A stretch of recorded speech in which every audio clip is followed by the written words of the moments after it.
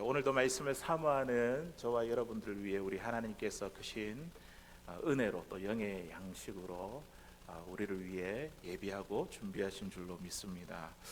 우리 지난주 우리 함께 나눴던 말씀을 기억하십니까? 우리가 그리스도인이 되었다는 것, 예수님을 믿고 신앙생활하는 사람들 가운데 가장 중요한 특징이 있는데, 그게 우리가 교회를 다닌다든지 예배를 드린다든지 성경을 읽는다든지 기도한다든지 전도, 구제, 선교 이런 종교적인 행위보다 우리에게서 가장 중요한 특징이 있다고 한다면 그것이 무엇인가 이렇게 이야기할 때에 그것은 바로 우리의 삶의 변화입니다.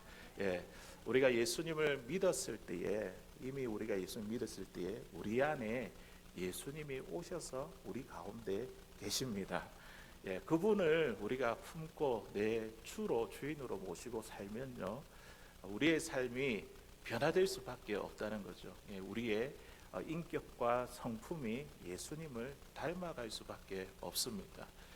그래서 우리가 예수 믿는 사람들의 가장 큰 특징, 그것이 바로 삶의 변화라는 것이죠. 성경의 이론과 지식이 우리의 머리와 가슴에 머물러 있는 것이 아니라 이것이 어디로 갑니까? 우리 다리로, 우리 행동으로, 구체적인 삶의 모습으로 이렇게 다 드러나게 되어 있다는 것이죠. 예수님이 내 안에 오셔서 계시기 때문에 우리는요, 더 이상 세상을 쫓아 살아가는 사람이 아니라 이 세상 가운데서도 하나님의 거룩을 쫓아 행하고 하나님의 사랑을 쫓아 행하게 됩니다. 오히려 세상에 저항하며 이 세상을 이끌고 변화시키며 주도해 나가는 삶, 이게 바로 우리 믿는 자들의 신앙의 삶인 줄로 믿습니다. 오늘 본문에 보면 이 안진뱅이가 고침받은 이 사건을 통해서 많은 사람들이 지금 베드로와 요한에게 몰려왔습니다. 그리고 제사장들, 또 성전 맡은 자들, 사두개인들, 이 종교 지도자들이죠. 이들조차도 사도들에게 몰려왔습니다. 사람들은요, 자기의 필요를 채우는 사람에게 이렇게 마음이 가고 이렇게 몰려들게 되어 있습니다. 세상이 내 마음을 채운다고 한다면 어떻게 사람들은 자꾸만 세상을 향해 가는 거죠. 그런데 주님이 내 마음을 채운다, 우리에게 신앙에 이런 믿음이 있으면 우리는 날마다 우리의 마음이 어디로 향합니까? 주님께로 향하게 됩니다. 그 사람이 마음을 얻으면요, 마음을 얻은 사람이 세상을 바로 이끌고 변화시키고 주도해 나가게 됩니다. 오늘 베드로와 요한을 보십시오. 사람들이 그들에게 몰려왔습니다.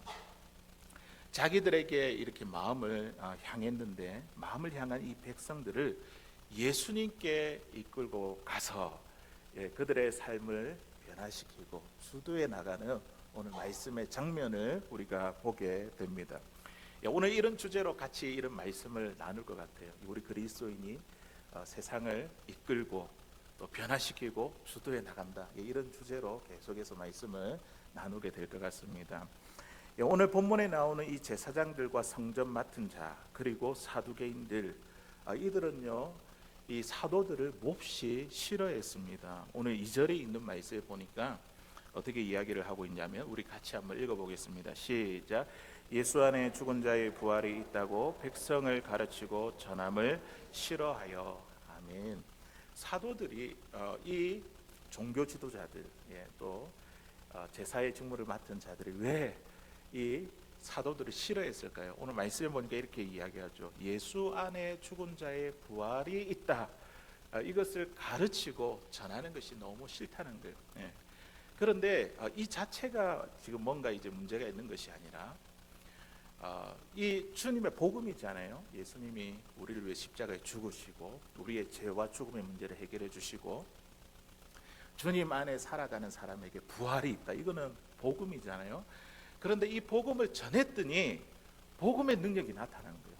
부활을 전했는데 어떤 일이 나타나요? 사람 병든 자가 고침을 받고 삶의 문제가 해결함을 받고, 이런 부활의 복음, 이 십자가의 복음의 능력이 사람들에게 마구마구 나타납니다. 그렇다 보니까 이 백성들의 마음이 어떻게 되겠습니까? 이 종교 지도자들로 그들의 마음이 향한 것이 아니라 사도들에게 마음이 향하는 거예요. 예, 복음의 능력이 나타나니까, 그들의 필요를 채워주니까, 문제가 해결되니까, 주님이 해결해 주시니까 자꾸만 이제 그들에게 마음이 향하는 거예요. 그러니까 그들이 설 자리가 없는 거예요. 이 제사장들이 우리가 설 자리가 없게 되는 거예요. 그러니까 그 사도들을 너무 싫어하는 거예요. 오늘 말씀에. 예. 이와 비슷한 이야기가 마태복음 21장 12절에서 17절에도 나옵니다.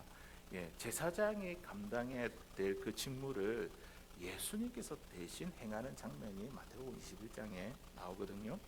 우리가 보통 성전이라고 이야기하면 어떤 이미지를 갖고 있습니까? 참 깨끗하고 정숙한 분위기가 돼야 되는, 그러니까 하나님의 임재를 느끼고 또 하나님께 제사를 드리는 그런 장소이지 않습니까?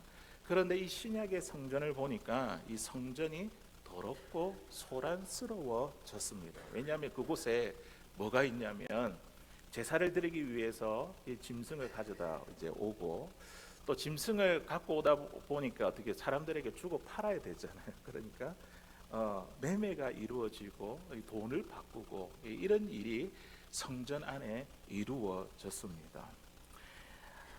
마치 이 성전이 시장과 같다는 것이죠. 시장과 같았습니다. 제사장들이 이것을 몰랐을까요? 하나님의 집이 어떤 곳이 되어야 되는가, 이것을 몰랐을까요? 제사장들은 분명히 성전이 시장같이 되었다는 것이 문제인지 알았고, 백성들도 알았을 겁니다. 이게 문제다는 것을 알고 있었을 것입니다. 그런데 이 문제에 대해서 알면서도 누구도 해결하지 못했습니다. 왜 그랬을까요? 제사장과 이 장사꾼들과의 사이에서 이해관계가 있었기 때문이죠. 그들이 이제 백성들이 들어와서 제사하기 위해서 매매해서 남은 그 이윤을, 장사를 해서 남은 것을 누구에게 주겠습니까? 제사장들에게 주겠죠.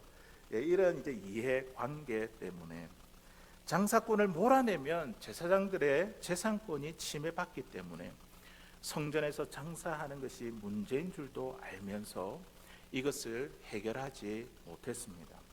그런데 예수님이 이 성전 안에 오셔서 이거를요 단숨에 해결해 버렸습니다. 예수님은 뭐라고 이야기합니까?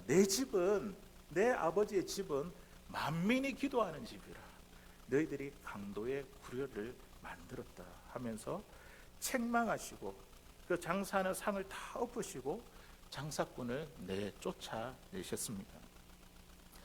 이때 예수님에 대해서 아무도 대항하지 못했습니다. 그 이유가 무엇일까요?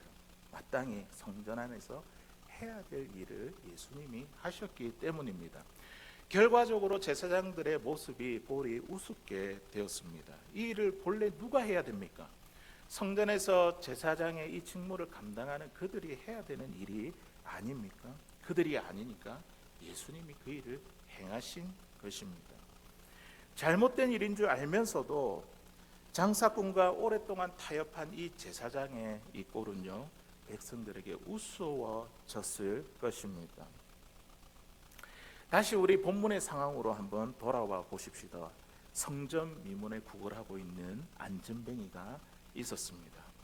참 그의 처지는 너무 딱하고 불쌍하지 않습니까? 날 때부터 안전뱅이 된 사람, 할 수 있는 일이 없습니다. 그때 당시 그나마 그 주위에 있는 사람이 그를 불쌍히 여겨가지고 또 먹고 살아야 되니까 많은 사람들이 드나드는 그곳에 이렇게 구걸해라고 이렇게 놓아주는 그런 일. 사람들이 성전에 드나들면서 사람들은요 그를 보고 그냥 지나칠 뿐이었습니다. 기껏 도울 수 있다면 어떤 일을 도울 수 있습니까? 동정하는 마음으로 동전 한 입을 던져주는 것, 이것이 전부였습니다. 사실 이것 말고 다른 일을 할 수 있는 방도가 없지 않습니까? 안전뱅이에게 무엇을 더 줄 수 있겠습니까? 이런 형편은 제사장들에게도 마찬가지였습니다. 그들도 많은 날 동안에 성전에 들어갔다 나왔다 하면서 그 안전뱅이를 분명히 보았을 것입니다. 하지만 어찌할 도리가 없어 그를 보고 지나치기만 했습니다. 자, 그런데 어느 날 베드로와 요한이 어떻게 해요? 이 안진뱅이를 주목해 보았습니다. 그냥 지나가지 않았습니다. 그리고 그에 대해서 권세 있게 이렇게 이야기를 했습니다. 우리 사도행전 3장 6절에 있는 말씀이죠. 우리 같이 한번 읽어보겠습니다. 시작. 베드로가 이르되 내게 있는 것을 내게 주노니 나사렛 예수 그리스도의 이름으로 일어나 걸으라 하고. 아멘. 그들을 주목해 보면서 권세 있게 말했는데 어떤 말을 했습니까? 어떤 말을 했습니까? 예수님의 이름으로 일어나 걸어라. 예. 내가 갖고 있는 은과 금은 없지만 내 안에 있는, 내게 있는 예수님의 이름으로 일어나 걸어라. 이렇게 권세 있게 담대하게 말했습니다. 그때에 나면서 안전뱅이였던 이 사람은요, 발과 발목에 힘을 얻고 서서 걷고 뛰면서 성전에 들어가 하나님을 찬양했습니다. 안전뱅이의 가장 중요한 삶의 문제가 해결되었습니다. 예. 그러자 많은 사람들이 어때요? 이 광경을 보고 놀라서 지금 베드로와 요한에게 모여들었습니다. 그러면서 그들이 이렇게 웅성웅성했을 겁니다. 베드로와 요한이 안진뱅이를 고쳤어. 예. 기적을 행했어.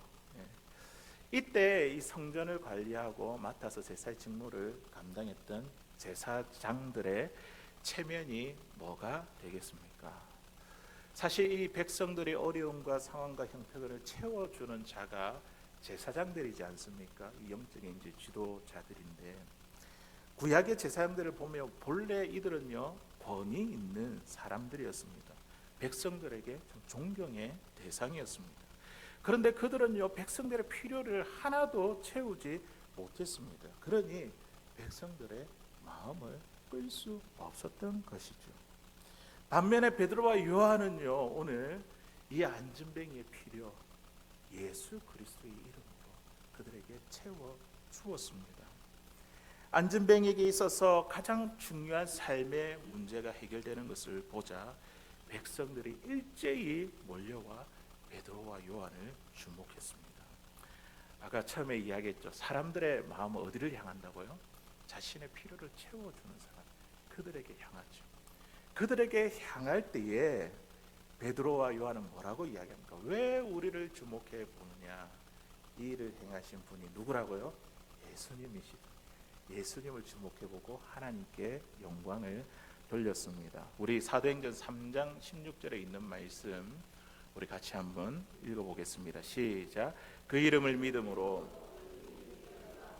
아는 이 사람을 성하게 하였나니 예수로 말미암아 난 믿음이 너희 모든 사람 앞에서 이같이 완전히 낫게 하였느니라. 아멘. 안진뱅이가 어떻게 고침을 받게 되었습니까?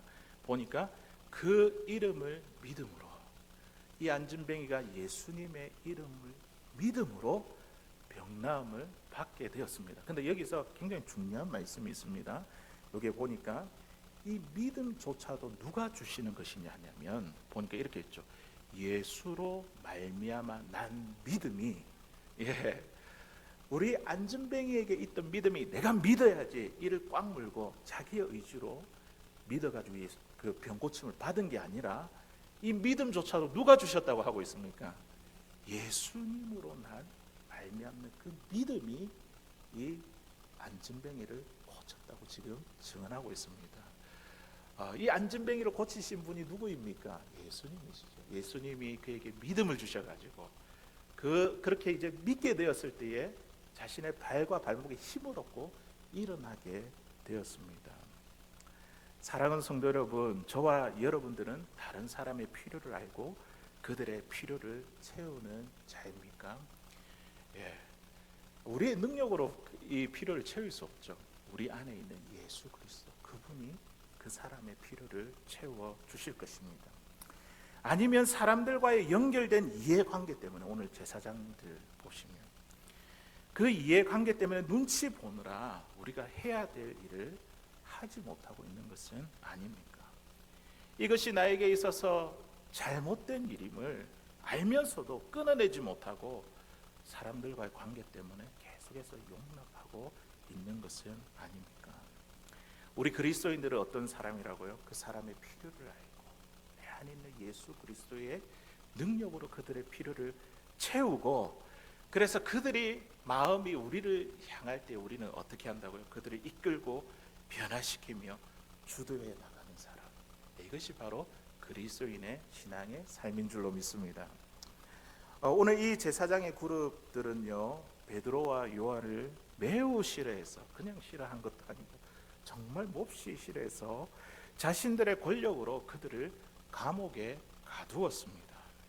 자, 그런데요, 그들을 감옥에 가두었는데 오랫동안 그들을 가두지 못했어요. 그 이튿날에 바로 풀어 주었어야 했습니다. 왜 그렇습니까? 복음을 듣고 회심한 사람들이 5,000명이나 되었어요. 오늘 말씀 보니까 5,000명. 예. 자, 이 5,000명이 남자만 5,000명이에요. 그러면 얼마나 많은 사람들의 숫자가 안전병이가 고침을 받고 예수 그리스도의 이름으로 그 안전병의 필요를 채워졌다는 이런 놀라운 이 부활의 능력, 이 복음의 능력을 경험한 그들이 회심하고 5,000명이 돌아왔을 때에 이 제사장들은, 종교 지도자들은 그들의 눈치를 볼 수밖에 없겠죠. 그들의 마음이 사도들에게 향하고 있기 때문에 제사장 그룹은 꼼짝도 못했습니다. 이튿날에 그들을 풀어줄 수밖에 없었다는 거죠. 우리가 오늘 이 본문에서 한 가지 알 수 있는 사실은 무엇입니까? 우리가 세상을 이끌고 변혁시키겠다. 이것은요, 우리의 굳은 마음과 열정으로 되는 것이 아닙니다. 이를 꽉 문다고 우리가 되는 것이 아니죠. 세상의 불의에 대해서 우리가 얼마나 많은 이야기를 합니까? 비판하고 공격하고 또 불끈불끈 일어나는 분노심, 이것을 가지고 우리가 세상을 이끌고 변화시키며 주도해 갈 수 없습니다. 우리가 하는 방법은 무엇입니까? 사람들의 필요를 채워주는 것. 예수 그리스도. 나는 못하지만, 부족하지만 주님은 능력이 많으시니 주님께서 행하실 것입니다. 그 주님을 소개하고, 오늘 이 베드로와 요한처럼 그 일을 우리가 감당하는 것이죠. 세상이 해결하지 못하는 문제를 주님이 해결할 수 있도록 우리가 통로가 되어진다면, 우리가 그들의 부족함을 돕고 채워줄 수 있다면 주님으로, 우리는요 그들을 이끌고 세상을 주도해 나가고 변혁시켜 나갈 수 있음을 믿습니다.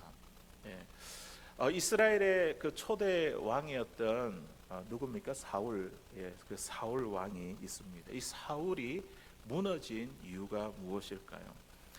이 왕이 해야 될 일을 그가 하지 못했기 때문이죠. 이 왕이 해야 되는 일은 무엇입니까? 백성들을 보호하고 그들의 생명을 살리는 것입니다. 유지하고 보존하는 것.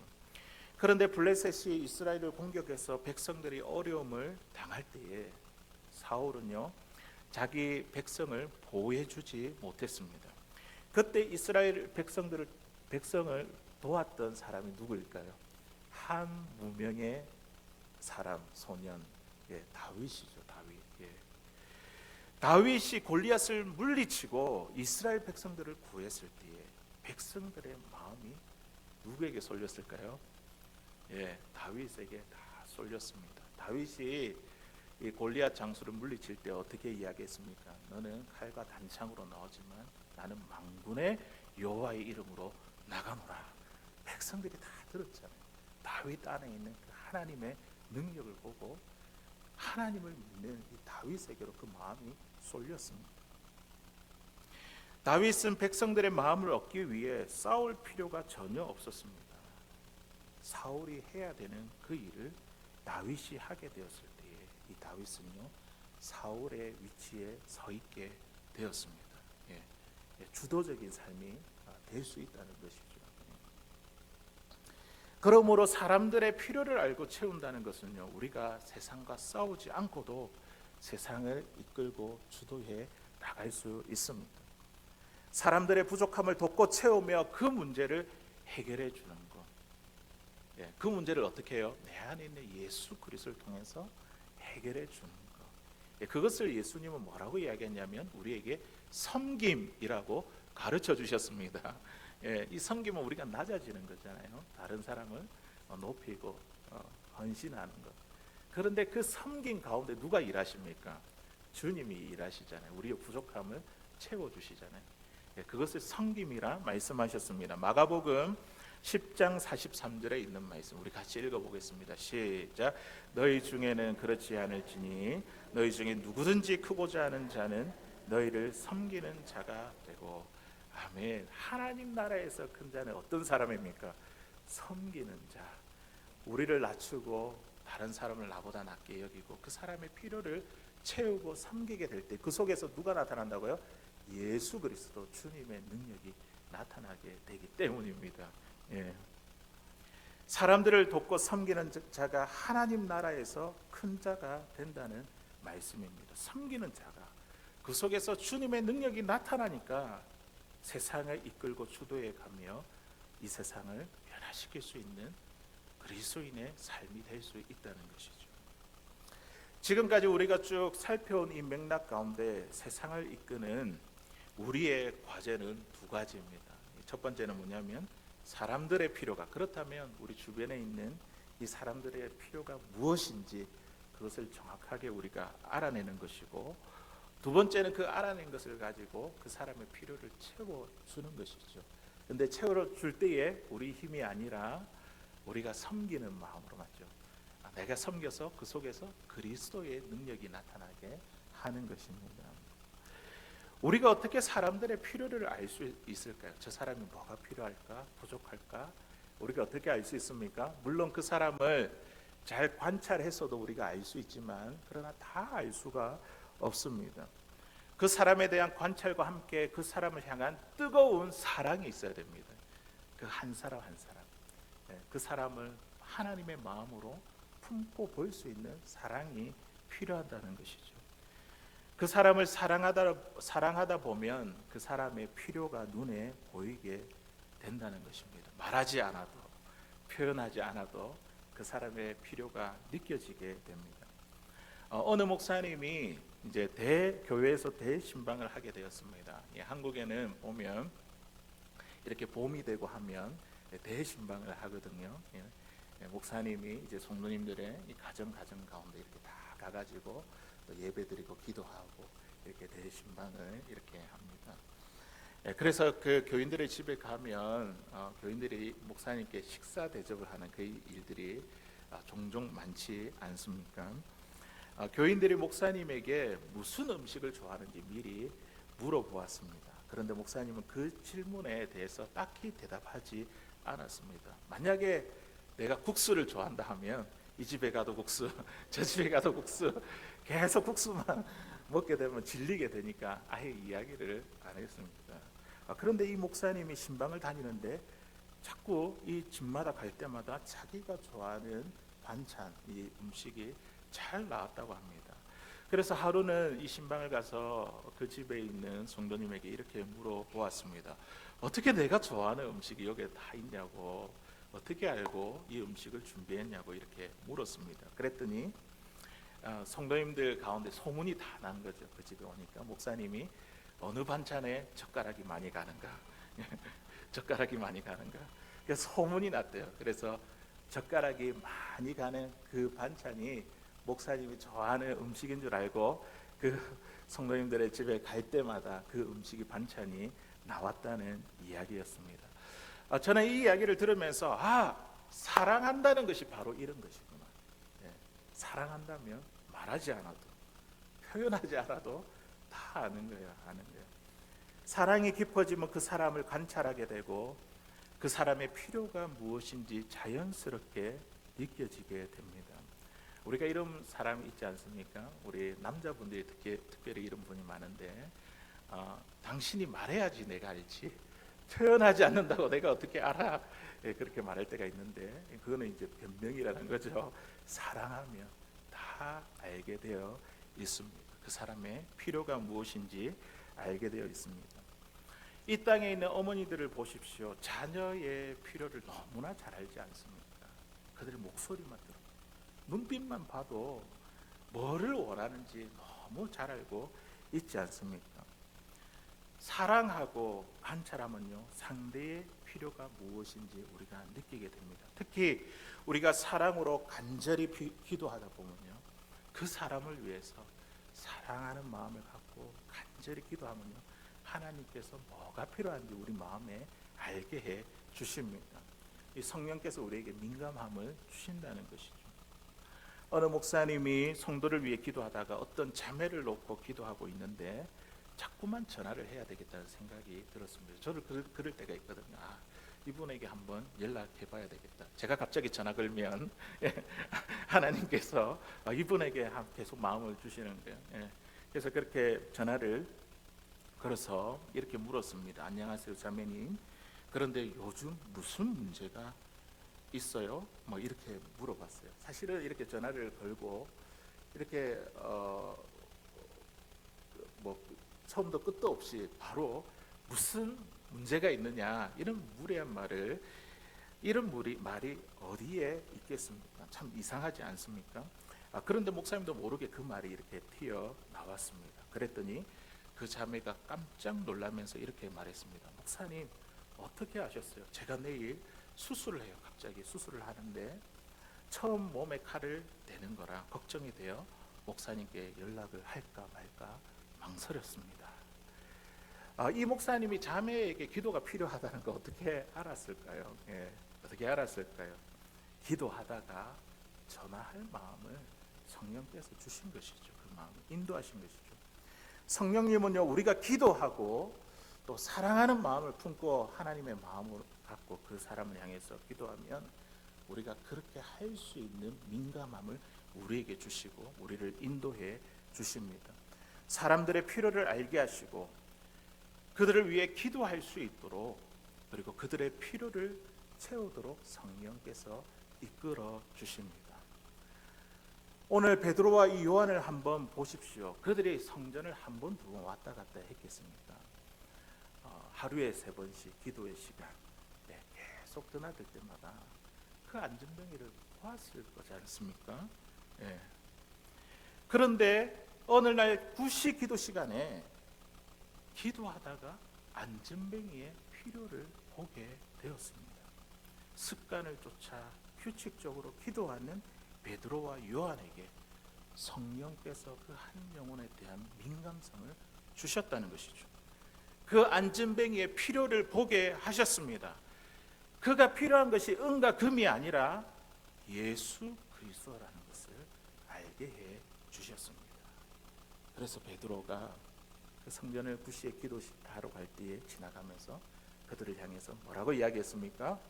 뭐라고 이야기했다고요? 은과 금은 내게 없거니와 내게 있는 것을 내게 주노니 나사렛 예수 그리스도 이름으로 일어나 걸어라. 그냥 한 것이 아니라 기도 가운데에 하나님 알게 하시고 그의 필요를 보게 하셨다는 것이죠. 사랑으로 간절히 기도하는 사람이 그 사람의 진짜 필요를 알 수 있습니다. 우리 남편을 위해서 기도하고 아내를 위해서 기도하고 자녀들을 위해서 기도할 때 우리 주변에 있는 그 사람을 위해서 하나님의 마음을 가지고 우리가 기도할 때에 진짜 그에게 필요한 게 무엇인지 알게 하신다는 것입니다. 간절한 기도로 다른 사람의 필요를 살피고 알게 되는 이런 사랑의 능력을 갖게 되는 사랑하는 저와 여러분들 될 수 있기를 바랍니다. 자, 우리가 이제 다른 사람의 필요를 알고 이제 그 필요를 채워줘야 되겠는데 우리에게 그 필요를 채울 수 있는 능력이 없다면 이것이 문제가 됩니다. 우리가 여행을 다니면서 디지털 카메라를 가지고 요즘에 핸드폰도 너무 잘 돼 있지만 이렇게 사진도 찍고 영상도 이렇게 담지 않습니까? 그러다 보면 이 메모리에 한계가 있는데 그 한계를 초과하면 더 이상 멋진 장면을 담을 수가 없습니다. 우리도 마찬가지지 않습니까? 우리가 그 사람의 필요를 채워준다 하지만 우리 힘으로 할 때에 우리가 용량이 초과될 때가 많다는 것이죠. 우리가 채울 수 없는 것들이 더 많습니다. 그래서 우리에게 중요한 일이 무엇입니까? 우리의 모든 필요를 채우시는 예수님을 증거하는 것입니다. 오늘 베드로와 요한이 그랬죠. 나는 당신의 부족함을 다 채우지 못하지만 우리 예수님이 당신의 모든 필요를 채우실 것입니다. 베드로 요한이 오늘 그랬습니다. 나에게 은과 금이 없지만 내게 있는 예수님이 당신의 모든 필요를 채워 주실 것입니다. 제사장 그룹이 베드로와 요한에게 무슨 권세로 안진뱅이를 고쳤냐고 물었을 때에 베드로가 그렇게 대답했잖아요. 나사렛 예수 그리스도의 이름으로 이들이 건강하게 되었다. 베드로가 이렇게 말한 것이죠. 안진뱅이의 필요를 채우는 것이 우리의 능력으로 되겠습니까? 우리는 그저 예수님의 이름을 소개했을 뿐입니다. 예수님은 병 고치는 능력을 가지신 분이십니다.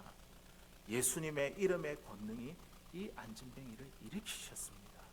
천하 인간의 구원을 주실 수 있는 분은 예수님밖에 없습니다. 이 이야기죠. 제가 며칠 전에 88세 치매 할머니가 다른 것은 기억하지 못해도 예수님이 누구이신지 명확하게 기억하는 유튜브 영상을 보게 되었습니다. 제가 그걸 보고 깜짝 놀랐습니다. 참 놀랍고 감동적이었습니다.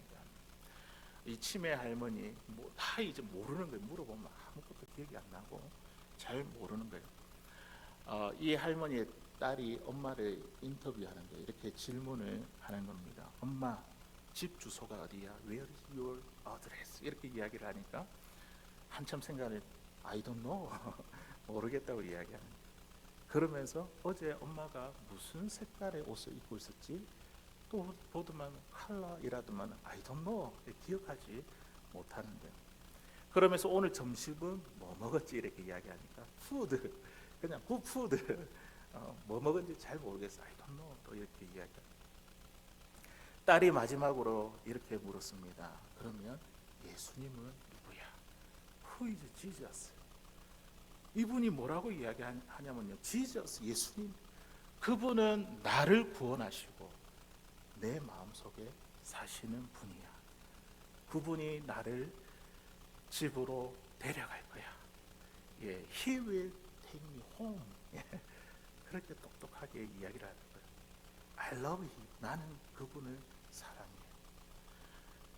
아무것도 몰라도 예수님이 누구이신지 똑똑히 기억하는 이 88세 치매 할머니의 이야기를 들으면서 사람들이 God amazing, 놀라우신 하나님이라며 많은 분에게 감동이 되었습니다. 예수님은요, 이 88세의 치매의 할머니에게도 부족함을 채우는 분이십니다. 나는 다른 사람의 필요를 채우는 일에 우리는 한계가 있지만 우리 주님은요, 우리의 모든 필요를 채우시는 분이십니다. 만일 우리의 능력을 가지고 그 사람을 돕고 필요를 채우려고 한다면요, 우리의 삶에 실패와 무력감에 빠질 수밖에 없을 것입니다. 그런데 우리에게 누가 있습니까? 내 안에 예수님이 계십니다. 예수님의 권능이 그 이름이 나를 일으키실 것이고 우리 주변에 있는 사람들을 일으키고 그들의 삶의 필요를 채워 주실 것입니다. 말씀을 맺겠습니다. 사랑하는 성도 여러분, 사랑과 간절한 기도로 그 사람의 필요를 알고 예수님의 권능으로 그 사람의 필요를 채워주는 그 사람이 바로 세상을 이끄는 그리스도인의 삶입니다. 오늘도 우리 주변에 목말라하고 부족함을 느끼는 사람들이 너무나 많습니다. 방황하고 헤매는 분들이 너무나 많습니다. 그들에게 우리는요, 능력 많으신 예수님을 소개할 수 있기를 바랍니다. 나는 당신의 필요를 채울 수 있는 능력은 없지만 나와 당신 안에 있는 예수님이 당신의 모든 필요를 채워 주실 거야. 이렇게 예수님을 전하면 그리스도의 능력이 그 안에 임하게 되고 그 사람들의 마음이 우리에게로 향하게 될 것입니다. 그때 우리는 어떻게 할 수 있습니까? 이 사람들을 이끌어 갈 수 있습니다. 세상을 이끌고 이 사람들을 이끌고 이들을 주도하며 세상을 변화시키는 삶을 우리가 살아갈 수 있습니다. 우리에게 몰려들 때에 그들을 예수님께로 이끌고 변화시키며 주도해가는 이런 신실한 믿음의 사람 다 될 수 있기를 주의 이름으로 간절히 소원합니다.